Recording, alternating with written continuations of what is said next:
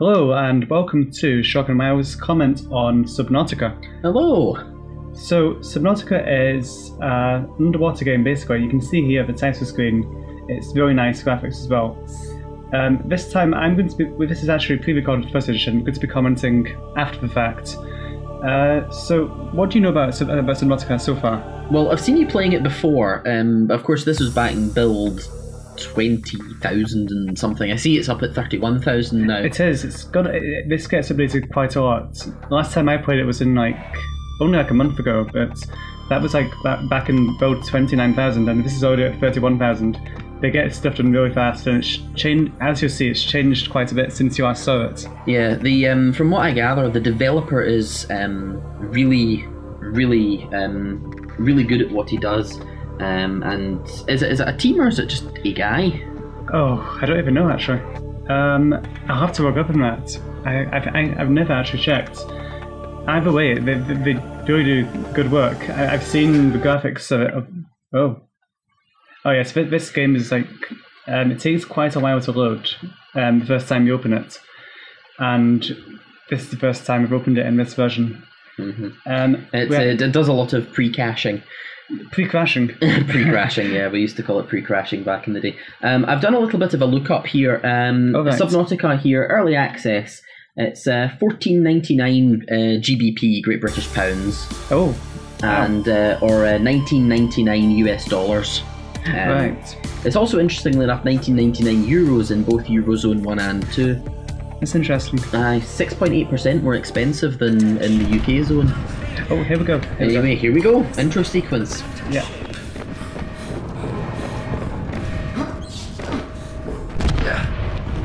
Launch in 3, 2. Now, I've seen this intro sequence. That's from what I gather, you're escaping your spaceship. I don't think it's clear why your spaceship's malfunctioned yet.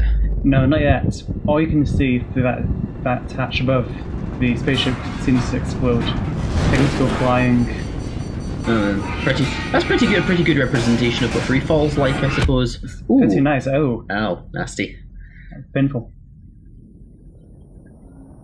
Oh, hey, that's new. Everything's on fire. Yeah. Wake up. Emergency.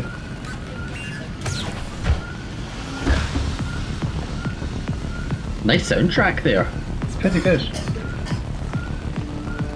That's clearly the first time you've played this since this update. There you go. I looked around very confused at that point. So here I am holding right click to put this fire. It actually takes quite a long time. It's hard to aim it. I wonder if that'll be included in future updates as like an actual full mechanic. You know, things at risk of catching fire. That's interesting. I don't know. Maybe. Greetings, survivor. Great job not dying. To assist further survival in emergency situations, you have been issued this personal data assistant. The interface visible now will organize your inventory, display currently available construction blueprints, and holds other valuable Keeps fire in information. check. Please take a moment to familiarize yourself with it. That's an interesting way of doing the inventory system. That's clever. Yeah. I've just twigged where I think I've heard that. Think I've heard that voice from. Oh. Hawken, the mech game. Oh yes. It sounds like the very similar electronic. Ah, I see what you mean. Maybe. I think the blueprint system that you saw in the inventory there, which shows you the materials you need for crafting stuff, I think that's new as well, because I don't remember seeing that before. Mm-hmm. But as you'll see, you can only still craft things. You have to go to the escape pod to do it right now. Very pretty game. The look of the water in this game is fantastic. They've really gone out of the way to make underwater look really nice, and above water too. This isn't even on highest graphics detail. I'm on the recommended, but And you've actually got a to-do list now as well. Sort of. It's more of how do I put it? It's sort of like semi-joking. So it tells you to just wait until rescue, which, as we know, this isn't how things go down in Subnautica. Well, that's not how things go down in any survival game. Now, if I remember rightly, you have a big fear of water in games. Yes. I do not like going into water in games. I played Crisis for the first time once. I went into the water. I saw this figure which looked a bit like a shark. I didn't have enough time to find out because I'd already Alt F4'd out of the game, and I just went nope, nope, nope, nope, nope, nope. And I didn't play it again for quite a while, and I never went in the water again. So as you just saw there, in this game you find limestone around on the water, and when you go up to limestone and click it a few times, it breaks and drops some random ore like titanium. I forgot what else it could drop. Copper, I think, and something. Seconds of oxygen remaining. Yes, you've got an oxygen system as well. You know that though. Yeah. I noticed you played it on the second highest difficulty, survival rather than hardcore. Yes, I think so. Hardcore is the one where you die and it's permadeath, isn't it? I believe so. It seemed that there was also like a fifth environmental thing that you need to worry about. With this one, it's just your food, your water, health, and oxygen. Yeah. So pretty standard. It looks pretty standard. Survival crafty kind of game. I don't know if you can see there, but I'm digging through the sand as well, so it is semi-destructible. Of the Aurora's dark matter drive core due to damage sustained during collision. Continuing to so not all those words make sense to me on the messages. 10 seconds. Well, those words make sense, but nothing that I'm hearing over the game audio right now sounds good to me. Now, it's congratulations. You've crashed on a pretty much a 100% oceany planet. Live. Welcome to death. I really like the. Okay. Oh, I heard that.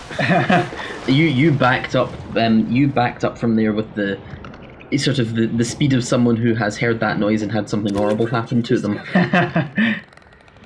You'll get to see that a bit later in this. So as you see there, I found some more copper ore, and these are some nice fish everywhere around underwater, because that's what you find in the water. The designs are really unique. It's actually. I know I said I hate underwater games, but I really like how this is actually constructed. It really makes it feel like you're underwater and makes it feel like you want to explore more. If it weren't for me having a fear of water. Was it Crisis that started your fear of water, or were you? I don't know, to be honest. There's another game, and I completely forgot what it was now. There was. I know what it was. It was the original Ratchet and Clank for PS2. PS2 was it? My Ratchet and Clank was on PS2 originally. And the third level, I believe, Blackwater City, I think it was called. I went in the water and I just got eaten by the shark. That was many years ago, and that definitely Ratchet and Clank. That was Naughty Dog, wasn't it? It was, yes. Same as Jak and Daxter. That was Naughty Dog. Really, I didn't know that. Because in Rock Village, the second level, if you get in the water, actually no, it's in all the levels because there's oh yeah, I remember this. This is where I walked. This is where I came in. I first came in this morning, and I said to you, "Yeah, you're running out of fuel in that thing," and you didn't actually notice that there was a fuel indicator just above the. You walked in, and all I'm doing is, and all you see is me underwater, flying around backwards with this fire extinguisher. Like, what could you possibly be thinking at that point? The inventory management system I noticed is quite good because you've got the whole some objects are bigger than others. That's true. I think at the start you just like all the objects you can collect are just one slot, but when you get like oxygen tanks and things, those take up a bit of a bigger like inventory region, as you'll see in a moment. I think I'm about to craft some here. Yeah. One thing I will say is I'm very impressed with the whole goggles effect around the outer edge of the screen. It certainly makes a big change to the usual, camera mounted on legs. Yep. And you can see I've collected as many acid mushrooms as I can. Yep, that's for no obvious reason. That's the sign of somebody who's played the game before and is hoping that a lot of the mechanics haven't changed. We run into that problem in 7 Days to Die quite a bit whenever there's a major update. Yes. You go to do something and it's changed. But yeah, Jack and Daxter, Rock Village is the one that I remember it most, because if you try and swim out to the Lost Precursor village without unlocking the platforms, you get that rar followed by the beating heart sound, and then you get eaten by a giant fish. Right. Yes, Naughty Dog like to do things to you when you go outside the map. They do it in a way which fits into the game, but it gives you a fright. Yeah. Sometimes. I do remember when I was younger, the first time I was playing it, I was like, "What the hell's that noise?" I actually remember that. It's like, oh, right, okay. They actually did. I don't know if we did it in Jack 2, but I know we did it in Jack 3, where you're in the wasteland, and when you get back.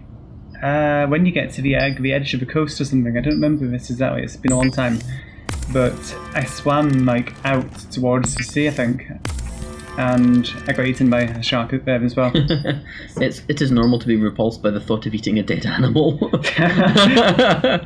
So something interesting there. This certainly appears to take place very far in the future. It does. Yeah, humans used to survive on non-synthetic foods. Yeah. That a wee bit of a stab at our modern diet, I suppose.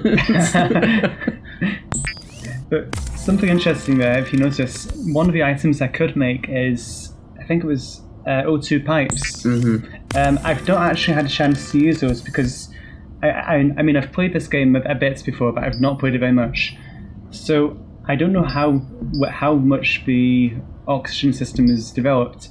But I know you can apparently make underwater bases and actually have them be protected from water. And there's some mechanic where, pressure mechanic, where the further down you build a base, the harder it is to make the base so that it doesn't get flooded with water, or so that it doesn't take damage over time.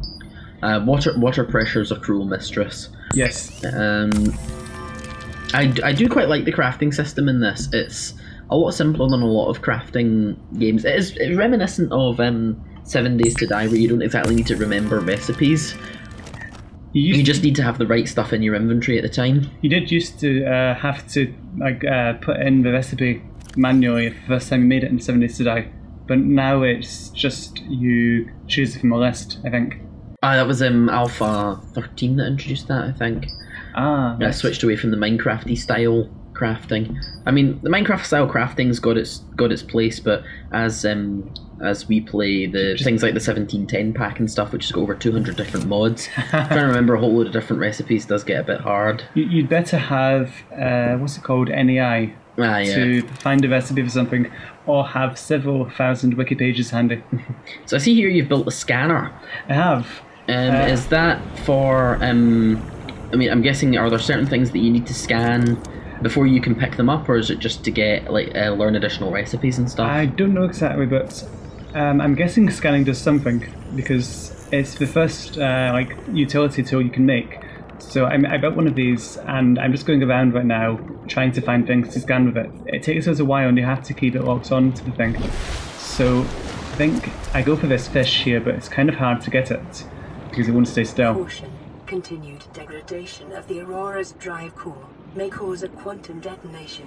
That doesn't sound good. Risk assessment. Death by malnourishment, 7%. Here's something else to scan. By physical injury, 11%. By exposure to radioactive crash site materials, 19%. If the drive core is breached, probability of death increases to 65%. Oh, fun. That's the you're going to die thing. Oh, yes. That's a nice little feature there. I noticed that when you're scanning it, the percentage that you've scanned it doesn't fail. No. You know, like if you fail to stay locked on, it does. It remembers the amount of scan that you did. Yeah. So if something comes away, you can just try and find another one and keep scanning that. Mm-hmm. And oh yes, if you've missed that as well, I'm picking up all the fish I can. For food, and I'm guessing for some crafting. And the air sacs can... Oh, actually, I'm going to stay quiet for a moment. I find this thing and I try and scan it, and then suddenly this gives me a huge fright. No, that is not friendly. I take a moment to run away, and for some reason, I don't know why I went to scan this. I just saw it in front of me and decided, in a fit of sudden anxiety, to scan this. I then go back for a little closer look at this thing. Now, I don't know what else it does. Like, I don't know if something's still there. But that noise that just happened then, you heard that. That makes me just go, nope. And I'm on my way back to the ship now. Well, the escape pod even.